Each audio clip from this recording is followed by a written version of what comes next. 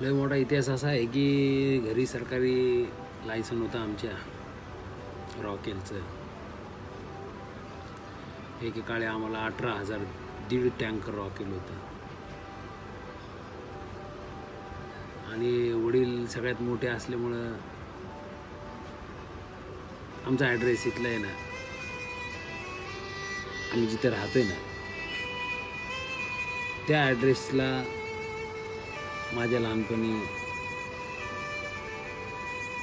आमच्या भागातल्या प्रत्येकाच्या घरातला पत्र जे यायचं ना त्याच्यावर असायचं सुरेश रॉकेलवाल्यांच्या शेजारी आम्ही ॲड्रेस होतो. सुरेश कसबे रॉकेलवाल्यांच्या शेजारी. तर ते सुरेश कसबे आहे ना ते मला लागू आहे, माझ्या आजूला लागू आहे. सरकारी लायसन, ती संस्कृती, आम्ही मोठे, आमच्या वडिलांनी पहिल्यापासूनच इज्जत.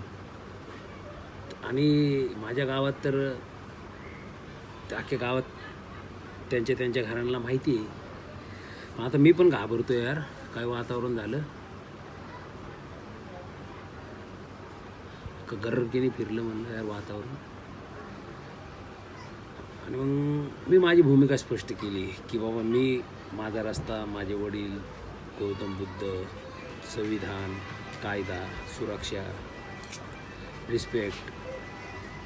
आमची भूमिका डिक्लेअर केली की आमचं कुणाशी काही घेणं देणं नाही.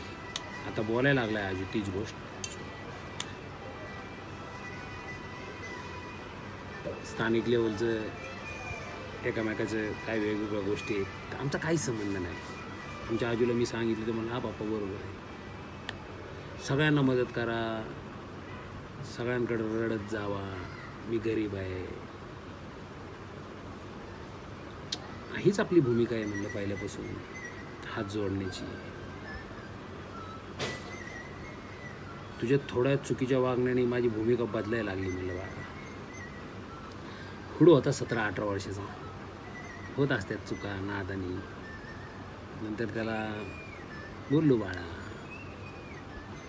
मी तुला वेळ नाही दिला, तुला वाटलं असं जग तसंच आहे. नाही जग काय, जग आपले बाबा म्हणतात तसं आहे. जग हे सगळं लोक आपले संविधान जे मानतात, कायदा जे मानतात त्यांचं जग आहे. माझी झालं तिथे. आणि हात जोडून कायदा मानल्यानंतरच माणूस रिटर्न येत असतो. मग मी आलो. आता मी आलो तर मला ही माती नवीन सिस्टम टोटल बदलली.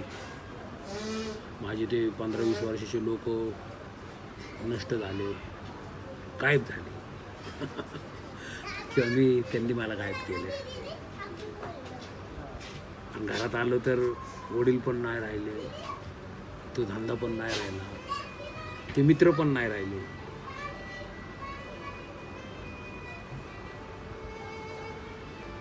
उफ. काही लोक आहेत त्या काळातले. बघू काय सांगू. परत बोलतो मी. अगं ऐकलेलं बरं पाहिजे काय आलं.